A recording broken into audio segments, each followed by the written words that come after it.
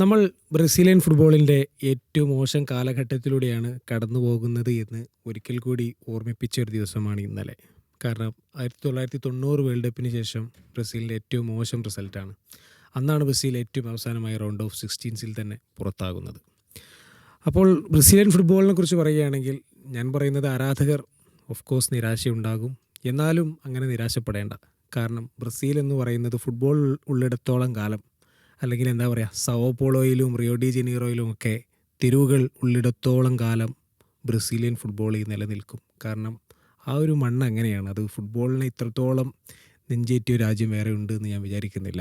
ബ്രസീലിനെ പോലെ പ്രതിഭകളെ ഉൽപ്പാദിപ്പിക്കുന്ന മറ്റൊരു രാജ്യവുമില്ല. നമ്മളിപ്പോഴും യൂറോപ്പിലേക്ക് ഏറ്റവും കൂടുതൽ പ്ലേയേഴ്സിനെ കയറ്റുമതി ചെയ്യുന്ന ഒരു ലിസ്റ്റ് അല്ലെങ്കിൽ ഒരു ഗ്രാഫ് എടുത്താൽ അതിൽ ബ്രസീൽ തന്നെയാണ് എന്നും മുന്നിൽ. ഇപ്പോഴും അത് തന്നെയാണ് സ്ഥിതി. എന്നിട്ടും എന്താണ് ബ്രസീൽ ഇങ്ങനെ തോൽക്കുന്നത്? അതായത് ഇപ്പോൾ 2002 ശേഷം ബ്രസീൽ ഇതുവരെ ഒരു നോക്കൗട്ട് മത്സരത്തിൽ ഒരു യൂറോപ്യൻ ടീമിനെ പരാജയപ്പെടുത്തിയിട്ടില്ല. നോക്കൗട്ട് മത്സരങ്ങൾ വിജയിച്ചിട്ടുണ്ട്. ഇപ്പോൾ പ്രീ ക്വാർട്ടർ ആയാലും ക്വാർട്ടർ ആയാലൊക്കെ വിജയിച്ചിട്ടുണ്ട്. പക്ഷെ അന്നൊക്കെ എതിരാളികൾ ലാറ്റിൻ അമേരിക്കൻ ടീമോ അല്ലെങ്കിൽ മറ്റേ ആരെങ്കിലുമൊക്കെ ആയിരിക്കും. അപ്പോൾ യൂറോപ്യൻ ടീമിന് മുന്നിൽ സ്ഥിരം വീഴുക എന്നുള്ളൊരു പതിവ് ബ്രസീൽ ഇക്കുറിയും എന്താ പറയുക തുടർന്നു എന്ന് തന്നെ പറയാം. പിന്നെ മത്സരത്തിലേക്ക് വരികയാണെങ്കിൽ പറയാൻ ഒരുപാടുണ്ട്. പക്ഷേ ഒരു കാര്യം നമുക്ക് പറയാതിരിക്കാൻ പറ്റില്ല. നെയ്മർ ജൂനിയറെ കുറിച്ചാണ് പറയുന്നത്. ബ്രസീൽ ആരാധകരെ സംബന്ധിച്ച് നെയ്മർ ജൂനിയർ എന്ന് പറയുന്നത് എന്താ പറയുക, പലവട്ടം പൂത്തിട്ടും കായ്ക്കാത്തൊരു മരം എന്നൊക്കെ പറയില്ല, അതുപോലൊരു സംഭവമാണ്. കാരണം നെയ്മർ വന്ന പോലെ ഒരു പ്ലെയർ വേറെ വന്നിട്ടുണ്ട് എന്ന് എനിക്ക് തോന്നുന്നില്ല. അപ്പോൾ നമ്മളെ ഗാർഡിയനിൽ 2022 വേൾഡ് കപ്പ് ഫൈനലിന് ശേഷം ബേർലിറൂണി എഴുതിയൊരു ലേഖനം ഉണ്ടായിരുന്നു. അതിൻ്റെ തലക്കെട്ട് ഇങ്ങനെയായിരുന്നു: we will always love you Neymar എന്ന് പറയുന്നൊരു തലക്കെട്ടാണ്. ബട്ടർഫ്ലൈ ഓൺ എ വീൽ എന്നുള്ളൊരു ഉപമയാണ് അദ്ദേഹം നെയ്മറിനെ കുറിച്ച് പറയുന്നത്. കാരണം നെയ്മർ വന്നത് നമുക്കറിയാം. ഇപ്പോൾ എനിക്കൊക്കെ ഓർമ്മയുണ്ട്, എൻ്റെയൊക്കെ ഒരു +1 കാലഘട്ടത്തിലൊക്കെയാണ് നമ്മൾ ഈ നെയ്മർ എന്നുള്ള പേര് ആദ്യമായിട്ട് കേൾക്കുന്നത്. ഒരു മെലിഞ്ഞ് കൊലുന്നനെ, മുടിയൊക്കെ ഒരു പൊക്കിയ ഒരു പയ്യൻ. അപ്പോൾ അന്ന് ബ്രസീൽ അങ്ങനെ ഒന്ന് പത്രങ്ങളുള്ള കാര്യമായിട്ടുള്ള, അപ്പം തന്നെ പത്രങ്ങളിലുണ്ടാവും ബ്രസീലിൽ നിന്നും ഒരു വണ്ടർ ബോയ് വരുന്നു, അല്ലെങ്കിൽ ബ്രസീലിയൻ ക്ലബ്ബായ സാൻറ്റോസിനോട് യൂറോപ്പിലെ ക്ലബ്ബുകൾ വലിയ രീതിയിൽ വില പേശിയിട്ടും ബ്രസീൽ കൊടുക്കാത്തൊരു താരമുണ്ട് എന്നുള്ള രീതിയിലുണ്ടായിരുന്നു. അപ്പോൾ 2010 ലോകകപ്പിൻ്റെ സമയത്ത് തന്നെ നെയ്മറെ കുറിച്ച് കേൾക്കുന്നുണ്ടെങ്കിലും അന്ന് ദുങ്ക നെയ്മറിനെ ടീമിൽ എടുത്തിരുന്നില്ല. പക്ഷേ പിന്നീട് 2011 ആയപ്പോഴേക്കും നെയ്മറായി ആ ടീമിൻ്റെ. 2011 കോപ്പയിലാണ് നെയ്മറെ നമ്മൾ ഒരു ടി വിയിലൊക്കെ ആദ്യമായിട്ട് കാണുന്നത് ബ്രസീൽ ആരാധകർ. പിന്നീട് ഒരു യാത്രയായിരുന്നു. ആ യാത്ര എന്ന് പറയുന്നത് സങ്കടങ്ങളാണ്. പ്രത്യേകിച്ച് ലോകകപ്പിൻ്റെ കാര്യം പറഞ്ഞാൽ നിരന്തരമായ സങ്കടങ്ങളാണ്. കാരണം 2014 സുനീഗക്ക് മുന്നിൽ വീണു. 2018 നെയ്മർ നന്നായി കളിച്ചതാണ് ബെൽജിയത്തിനെതിരെയുള്ള മത്സരമൊക്കെ, പക്ഷെ അന്നും തോറ്റു. 2022 ഒരു പക്ഷേ നെയ്മറിൻ്റെ ആ ഗോൾ എന്നെന്നും ഓർത്തിരിക്കേണ്ടതായിരുന്നു ക്രൊയേഷ്യക്കെതിരെ. പക്ഷെ അന്നും ഒരു നിർഭാഗ്യം വീണ്ടും വന്നു. ഈ വർഷമാണെങ്കിൽ ഓൾറെഡി നെയ്മർ പിക്ചറിലില്ലായിരുന്നു. എന്നാലും അദ്ദേഹത്തിൻ്റെ വിരമിക്കൽ വാർത്ത വലിയ നിരാശയാണ് നൽകുന്നത്. അപ്പോൾ നമുക്ക് ഒരുപാട് കാര്യങ്ങൾ സംസാരിക്കാനുണ്ട്. എന്താണ് അത്, നമുക്ക് നെയ്മറെ കുറിച്ച് തന്നെ പറഞ്ഞിട്ട് തുടങ്ങാമെന്ന് തോന്നുന്നു. നെയ്മർ എന്ന് പറയുന്ന, ഇപ്പം ഞാൻ പറഞ്ഞിട്ടുള്ളൂ, അതായത് ഒരു പക്ഷേ നെയ്മർ ബ്രസീലിൻ്റെ കൂടെ ഒന്ന് കളിക്കാൻ ഇറങ്ങിയിട്ടില്ലെങ്കിൽ ചിലപ്പോൾ ഇത്ര സങ്കടം വരില്ലായിരുന്നു. കാരണം ഇറങ്ങിയതിന് ശേഷം ഒരു പെനാൾട്ടി കിട്ടിയത് ഗോളടിക്കുന്നു. പിന്നെ അതുമാത്രമല്ല, ആ ഇറങ്ങിയ സിറ്റുവേഷനിലൊക്കെ നെയ്മർ ചെയ്യാൻ വേണ്ടിയിട്ട് ശ്രമിക്കുന്നുണ്ട്. പക്ഷേ പിന്നെ ഒരു കംബാക്ക് നടത്താനുള്ള ടൈം നെയ്മറിനില്ലായിരുന്നു എന്നുള്ളതാണ്. പക്ഷേ നെയ്മർ എന്നുള്ളൊരു പ്ലെയർ ഞാൻ മനസ്സിലാക്കിയെടുത്തോളം എല്ലാ ഫുട്ബോൾ ആരാധകർക്കും ഒരു തരത്തിലുള്ളൊരു സന്ദേശം നെയ്മർ നൽകുന്നുണ്ട് എന്നുള്ളതാണ്. അത് ഇപ്പോൾ കിരീടമില്ലാത്ത രാജാവ് എന്നൊക്കെ പറഞ്ഞു കഴിഞ്ഞാലും ആക്ച്വലി നമ്മുടെ എല്ലാവരുടെ മനസ്സിലും ആൾക്ക് കിരീടം ഉണ്ട് എന്നുള്ളതാണ് വാസ്തവം. അതായത് ഇപ്പോൾ ഈ പറഞ്ഞ പോലെ തന്നെ 14 വീഴുന്നു. 2018 ഒരു ഇഞ്ചുറിൻ്റെ പിടിയിലാണ് വരുന്നത്. PSG റൈറ്റ് ആംഗിൾ ഇഞ്ചുറി പറ്റുന്നുണ്ട്. അപ്പോഴും വന്ന് ബെൽജിയത്തിനെതിരെ വീണ്ടും പരാജയപ്പെടുന്നൊരു സാഹചര്യം നമ്മൾ കണ്ടു. 22 വരട്ടെ, സെർബിയക്കെതിരെയുള്ള മത്സരത്തിൽ നെയ്മറിന് വീണ്ടും ഇഞ്ചുറി പറ്റുന്നുണ്ട്. പിന്നീട് ഒരുപാട് മാച്ചുകൾക്ക് ശേഷമാണ് നെയ്മർ ഇറങ്ങുന്നത്. ക്രൊയേഷ്യക്കെതിരെ ഏറ്റവും മികച്ച ഗോൾ ഇൻ്റർനാഷണൽ കരിയറിൽ സാക്ഷാൽ പെലക്കെത്തുന്ന ഒരു ഗോളാണ് ക്രൊയേഷ്യക്കെതിരെ നെയ്മർ സ്കോർ ചെയ്തിട്ടുണ്ടായിരുന്നത്. പക്ഷേ പെനാൾട്ടി ഷൂട്ടൗട്ട് അന്ന് ഭാഗ്യം തന്നില്ല എന്നുള്ളതാണ്. അപ്പോൾ ഈ രീതിയിലാണ് നെയ്മറിൻ്റെ ഒരു ഗ്രാഫ് പോകുന്നത്. അതായത് എന്താണ് ആ പ്ലെയറിന് ചെയ്യാൻ ബാക്കി, ആ ഒരു കിരീടം എന്നുള്ള ലക്ഷ്യത്തേക്ക് എത്താൻ എന്താണ് ആൾക്ക് ചെയ്യാൻ ബാക്കി എന്നുള്ളത് ചോദിച്ചു കഴിഞ്ഞാൽ എല്ലാം ശ്രമിച്ചു നോക്കിയിട്ടുണ്ട്.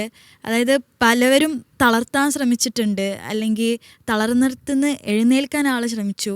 പക്ഷെ എന്നിട്ട് പോലും അവിടെ എത്താൻ സാധിക്കുന്നില്ല എന്നുള്ളതാണ്. അപ്പോൾ നമ്മളെപ്പോലത്തേക്ക് ഇപ്പോൾ ഞങ്ങളുടെ ഒരു ജനറേഷൻ പറയുകയാണെന്നുണ്ടെങ്കിൽ ഇപ്പം ഞാനൊക്കെ എല്ലാ പ്ലെയേഴ്സിൻ്റെ പ്രൈം കാണുന്നേക്കാട്ടിലും ഒരു പക്ഷേ റൊണാൾഡോ, മെസ്സി എന്നുള്ള പ്ലേയേഴ്സിനേക്കാളൊക്കെ പ്രൈം കാണുന്നതിനേക്കാളും കണ്ടിട്ടുണ്ടാവുന്ന ഒരു പ്രൈം നെയ്മറാണ്. കാരണം ഞാൻ കാണുന്നത് തൊട്ട് ഒരു ഫുട്ബോൾ ബോയ് ആയിട്ട് വരുന്ന ഒരു പ്ലെയറാണ് നെയ്മർ.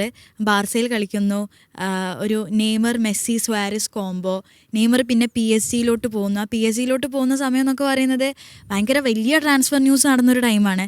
പക്ഷെ ഭയങ്കര സങ്കടമായിരുന്നു. കാരണം ഇനി ആ ഒരു ട്രയോ നടക്കൂല, മെസ്സി നെയ്മർ സ്വാരസ് എന്നുള്ള ട്രയോ നടക്കില്ല. അതെങ്ങനെ അതിൽ പിന്നെ നെയ്മറും പിന്നീട് ഒരുപാട് സങ്കടങ്ങൾ അതിനെക്കുറിച്ച് പറഞ്ഞിട്ടുണ്ടായിരുന്നു. അപ്പോൾ അവിടുന്ന് തൊട്ട് ആളുടെ കരിയർ ഇങ്ങനെ പതുക്കെ ഡിപ്പാവുന്നത് നമ്മളിങ്ങനെ കണ്ടു ഒരു ക്ലബ് കരിയറിൽ. പക്ഷെ ഇൻ്റർനാഷണൽ കരിയറിൽ വരുമ്പോഴും ഒരുപാട് നിറസാന്നിധ്യം എന്ന് തന്നെ പറയാം. 2022 വേൾഡ് കപ്പിലൊക്കെ എത്ര റിച്ചാൾസിനെ പോലത്തെ, കസമീറോ നല്ല ഫോമിൽ, ഇങ്ങനത്തെ ഒക്കെ ഒരുപാട് പ്ലേയേഴ്സ് ചുറ്റും ഉണ്ടായിട്ട് പോലും റോഡ്രിഗോ ഫോമിലായിരുന്നു. അന്നും ഒരു ഭാഗ്യപരീക്ഷണത്തിലാണ് നെയ്മർ പുറത്താവുന്നത്. അപ്പോൾ ഇത്രയേ ഉള്ളൂ. ആളത്ര ഹേറ്റേഴ്സ് ഇല്ലാത്തൊരു ഫുട്ബോളർ ഉണ്ടോ? ഇല്ല എന്നുള്ളതാണ് അതിൻ്റെ ഉത്തരം. അർജന്റീന ഫാൻസിന് പോലും അർജന്റീന ഫാൻസിന് അതാ ഞാൻ പറയുന്നത്. ഞാൻ ഒരിക്കലും ഒരു ബ്രസീൽ ഫുട്ബോൾ ആരാധികയല്ല. ഞാൻ ബ്രസീൽ ജയിക്കണം എന്നോ അങ്ങനെയൊന്നും അല്ല. ഇന്നത്തെ നെയ്മർ ഇത്രത്തോളം കരഞ്ഞൊരു നിമിഷം ഞാൻ കണ്ടിട്ടില്ല. കാരണം 2022 പരാജയപ്പെട്ടിട്ടുണ്ട്. പക്ഷെ ഇങ്ങനെ തേങ്ങി പൊട്ടിക്കരയുന്ന നെയ്മറിനെ നമുക്ക് എന്താണെന്ന് വെച്ചാൽ ഏതൊരു ഫുട്ബോൾ ഫാനിനും, അതായത് നെയ്മറിനെ ആദ്യം ഇൻക്ലൂഡ് ചെയ്തിട്ടില്ല സ്ക്വാഡ് ലിസ്റ്റിൽ, പക്ഷെ ഇൻക്ലൂഡ് ചെയ്തപ്പം രണ്ടായി തിരിഞ്ഞ് ആ വിഭാഗക്കാരൊക്കെ ഒന്നായി എന്നുള്ളതാണ്. അതായത് നെയ്മർ വേൾഡ് കപ്പ് കളിക്കുന്നുണ്ട് എന്നുള്ളതാണ് അവിടുത്തെ ന്യൂസ് എന്ന് പറയുന്നത്. അപ്പോൾ ഒന്നും കൂടെ കുറച്ചും കൂടെ പ്ലേയിങ് ടൈം നെയ്മറിൽ നമുക്ക് കാണാൻ സാധിച്ചിരുന്നെങ്കിൽ, അല്ലെങ്കിൽ മേ ബി ഇപ്പോൾ പരാജയപ്പെട്ട നമുക്ക് പലതും പറയാമെന്നുള്ളതാണ്. പക്ഷെ എന്നാലും ഒരു പക്ഷേ നെയ്മർ സ്റ്റാർട്ടിങ്ങിൽ ഇറങ്ങിയിട്ടുണ്ടായിരുന്നെങ്കിൽ ബ്രൂണോ ഗിമാരസിന് പകരം ആ പെനാൽറ്റി കിക്ക് എടുത്തിരുന്നത് നെയ്മർ ആവുമായിരുന്നു. കളിയുടെ ഗതി മൊത്തത്തിൽ മാറുന്ന സാഹചര്യത്തിലോട്ട് പോകുമായിരുന്നു. പല പോസിബിലിറ്റീസും നടക്കാൻ സാധ്യതയുണ്ടായിരുന്നു.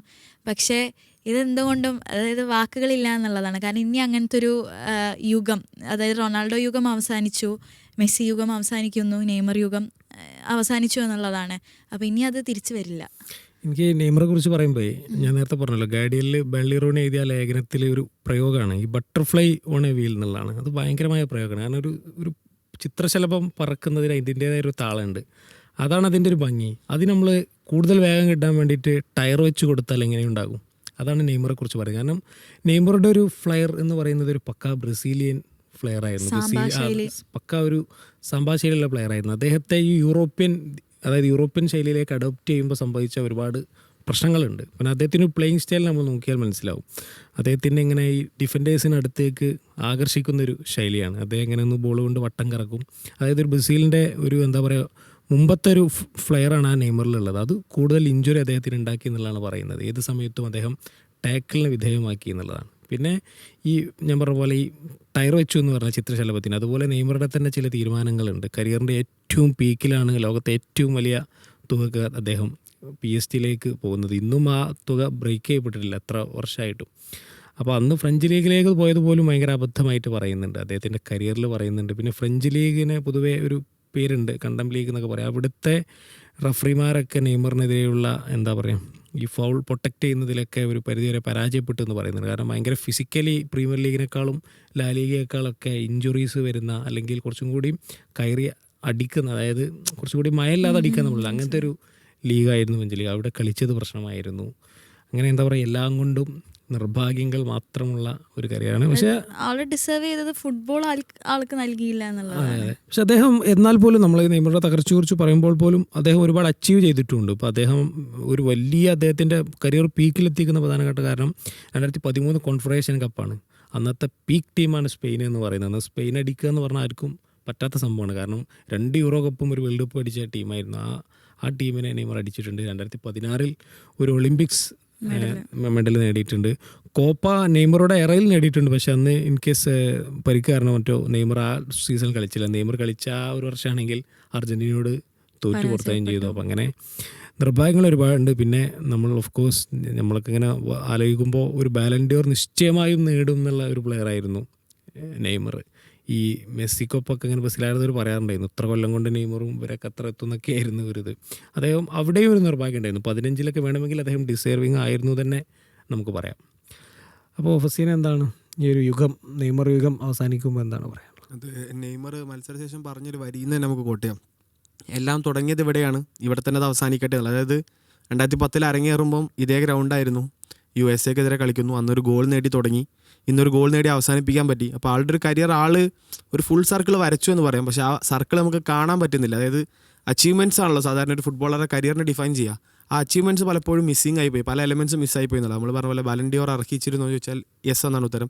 ഒരു ലോകകപ്പ് അർഹിച്ചിരുന്നു ചോദിച്ചാൽ യെസ് ആണ്. അപ്പോൾ അത്തരത്തിലുള്ള ഒരുപാട് നേട്ടം. കോപ്പ അമേരിക്ക, നമ്മൾ പലപ്പോഴും ലാറ്റിൻ അമേരിക്കയിലെ എല്ലാ പ്ലേയേഴ്സിനുള്ള ഒരു ട്രോഫിയാണ് പലപ്പോഴും ഈ കോപ്പ അമേരിക്ക എന്നുള്ളത്. പക്ഷേ നെയ്മർ അതില്ല എന്ന് പറയുന്ന ഒരു സർപ്രൈസ് എലമെൻറ്റ് നമുക്ക്. അപ്പം അത്തരത്തിൽ അദ്ദേഹം അർഹിച്ചിരുന്ന പലതും മിസ്സായി പോയ ഒരു കരിയറാണ്. എന്നിരുന്നാൽ കൂടി നെയ്മറിൻ്റെ കരിയർ നമ്മൾ പറഞ്ഞ ഒരു യങ് പ്ലേയേഴ്സ് മാതൃകയാക്കേണ്ടതെന്ന് ഞാൻ വിശ്വസിക്കുന്നത്. കാരണം ബ്രസീലിൽ സാൻഡോസിൽ കളിച്ചിരുന്ന താരം ഇത്രയും വലിയ ഒരു ബ്രാൻഡ് വാല്യൂയിലേക്ക് ഉയർന്നത് സ്വയം പരുവപ്പെടുത്തിയെടുത്തതിൻ്റെ ഒരു ഗുണമാണ്. അതായത് അദ്ദേഹത്തിന് പലപ്പോഴും പല ഓഫറുകൾ ഉണ്ടാവാറുണ്ട്. ഇപ്പം മുമ്പ് റയൽ മാഡ്രിഡ് ആദ്യം ഓഫർ ചെയ്തിരുന്നു, പിന്നീട് അത് സാൻഡോസ് തുടരാൻ തീരുമാനിക്കുന്നു. അത്തരത്തിൽ പല ഓഫറുകളോടും യെസ് പറയാനും നോ പറയുന്നതിലും ചില കൺഫ്യൂഷൻസ് വന്നിട്ടുണ്ട്. അപ്പോൾ ആ കൺഫ്യൂഷൻസ് ആയിരുന്നു നെയ്മറിൻ്റെ കരിയറിനെ ഒരു താളം തെറ്റിച്ചു നമ്മൾ പറയുന്നില്ല. അതായത് PSG പോകേണ്ട ആ ഒരു സമയം ശരിയായിരുന്നോ നമ്മൾ ചിന്തിക്കണം, അവിടുന്ന് അൽ ഹിലാലിലേക്ക് പോയൊരു സമയം ശരിയായിരുന്നോ നമ്മൾ ചിന്തിക്കണം. അങ്ങനെ അത്തരത്തിൽ എടുക്കുന്ന ഡിസിഷൻസിൽ വന്ന ചെറിയ മാറ്റങ്ങളേ ഉള്ളൂ. അതിലപ്പുറത്തേക്ക് ഒരു സെൽഫ് മോട്ടീവായിട്ടുള്ള ഒരു പ്ലെയർ, അതായത് വലിയ ഫുട്ബോളിങ് ബാക്ക്ഗ്രൗണ്ട് ഉള്ളൊരു രാജ്യം എന്നുള്ളതപ്പുറത്തേക്ക് ഒരു വലിയ ഒരു കുടുംബ പാരമ്പര്യമോ അങ്ങനെയൊന്നുമില്ലാതെ സെൽഫ് മോട്ടിവേറ്റഡ് ആയിട്ടൊരു പ്ലെയർ ഇത്രയും നല്ലൊരു അച്ചീവ്മെൻറ്റ് ഒരു രീതിയിലേക്ക് വളരുക. നമുക്കറിയില്ലേ, നമ്മൾ ഈ പറയുന്ന മെസ്സിക്കും റൊണാൾഡോക്കും ഉള്ള പല അവാർഡ്സും നെയ്മറിന് ഇല്ല. എന്നിട്ടും മെസ്സി റൊണാൾഡോ എന്ന് കഴിഞ്ഞ് നമ്മൾ നെയ്മറിനെ പറയുന്നുണ്ടെങ്കിൽ അതാണ് ആ പ്ലെയറിൻ്റെ ഒരു ടാലൻറ്റ്, അതാണ് ആ പ്ലെയറിൻ്റെ ഒരു ബെഞ്ച് മാർക്ക്, അയാൾ സെറ്റ് ചെയ്ത് വെച്ച ഗ്രാഫ് അതാണ്. പിന്നെ നമ്മൾ പറഞ്ഞ 2015 എന്നൊക്കെ പറഞ്ഞു കഴിഞ്ഞാൽ നെയ്മറോളം ആ ഒരു അവാർഡ് അർഹിച്ചിരുന്ന ആരെങ്കിലും ഉണ്ടോ എന്ന് വെച്ച് കഴിഞ്ഞാൽ വേറൊരു ഉത്തരമില്ല. പക്ഷേ അതൊരു നമ്മൾ പറയില്ലേ, നിർഭാഗ്യം കൂടെ പിടിച്ചൊരു പ്ലെയറാണ്. പരിക്കുകൾ കൊണ്ടാണെങ്കിൽ അങ്ങനെ, അല്ലെങ്കിൽ മറ്റു കാരണങ്ങൾ കൊണ്ട്. ഇപ്പം ക്രൊയേഷ്യക്കെതിരെയുള്ള മത്സരത്തിൽ നമ്മൾ പറഞ്ഞ ആ ഗോൾ 2022 ഗോൾ, അത് നെയ്മർ എല്ലാം അച്ചീവ് ചെയ്ത്, അല്ലെങ്കിൽ ഒരു ബെസ്റ്റ് വേർഷൻ ഓഫ് നെയ്മറിൻ്റെ ഒരു ഗോൾ നമ്മൾ കണ്ടതിൻ്റെ ബാക്കിൽ ബ്രസീലിന് അത് ഡിഫെൻഡ് ചെയ്യാൻ പറ്റാതെ പോകും. അതായത് നിർഭാഗ്യം എന്നും കൂടെ പിടിച്ച്, നമ്മൾ ഈ വിക്രമൻ വേതാളം എന്നൊക്കെ പറയുന്നവരിക്കും നെയ്മറിൻ്റെ തൊട്ട് പിന്നിൽ എന്നും ആ ഒരു നിർഭാഗ്യം ഉണ്ടായിരുന്നു. അപ്പോൾ ആ നിർഭാഗ്യം കൊണ്ട് കരിയർ അതിൻ്റെ പൂർണ്ണതയിൽ എത്തിക്കാൻ പറ്റാതെ പോയൊരു പ്ലെയർ. അതിലപ്പുറത്തേക്ക് നെയ്മർ എന്നും സെലിബ്രേറ്റ് ചെയ്യപ്പെടും, എന്നും ഓർക്കപ്പെടും. അതിലപ്പുറത്തേക്ക് അതൊരു നമ്മളൊരു തീരാ നോവായിട്ടവിടെ നിലനിൽക്കും. അയാൾക്ക് കരിയർ കംപ്ലീറ്റ് ചെയ്യാൻ പറ്റിയില്ല എന്നുള്ളതൊരു നോവായിട്ടവിടെ നിലനിൽക്കുന്നതെന്ന് തോന്നുന്നു.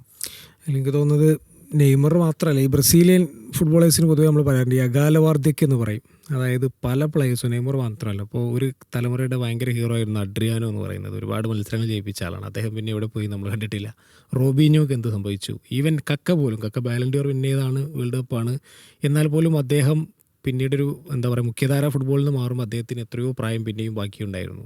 അങ്ങനെ ഒരുപാട് പ്ലേയേഴ്സ് നമുക്ക് ബ്രസീലിൽ നിന്ന് എണ്ണി എടുക്കാൻ പറ്റും. കുട്ടീഞ്ഞ മറ്റൊരു ഉദാഹരണമാണ്. അതിൻ്റെ ഒരു തലം അത് എന്തുകൊണ്ടാണെന്ന് ബ്രസീൽ പരിശോധിക്കേണ്ടതാണ്. കാരണം ഈ പ്രതിഭ ദൂർത്തടിച്ച് കളിയാന്ന് പറയും. ഒരു പക്ഷേ ലൈഫ് സ്റ്റൈൽ കൊണ്ടാകാം, അല്ലെങ്കിൽ ചെറുപ്പം തൊട്ടേയുള്ള ഒരു പ്രോപ്പർ ട്രെയിനിങ്ങിൻ്റെ പ്രശ്നമായേക്കാം, അല്ലെങ്കിൽ യൂറോപ്യൻസിനെ പോലെ, അല്ലെങ്കിൽ മെസ്സിയും ക്രിസ്ത്യാനോ എന്നുള്ള പോലെ ഒരു ലോങ് കരിയറുള്ളവർ ബ്രസീൽ പ്ലേയേഴ്സിൽ കുറവാണ് എന്നാണ് തോന്നുന്നത്. പക്ഷേ നെയ്മർക്ക് പ്രായം ഒരു പക്ഷേ ഇനിയും 2-3 വർഷം ബാക്കിയുണ്ട്. പക്ഷേ അദ്ദേഹത്തിൻ്റെ ഫിസിക്ക് ഇനിയൊരു തിരിച്ചുവരവിനൊക്കെ എത്രത്തോളം അതിന് അനുവദിക്കുമെന്ന് നമുക്കറിയില്ല. എന്തായാലും അങ്ങനെ സാധ്യത ഉണ്ടെങ്കിൽ അദ്ദേഹം തിരിച്ചു വരട്ടെ എന്ന് തന്നെ നമുക്ക് ആശിക്കാം.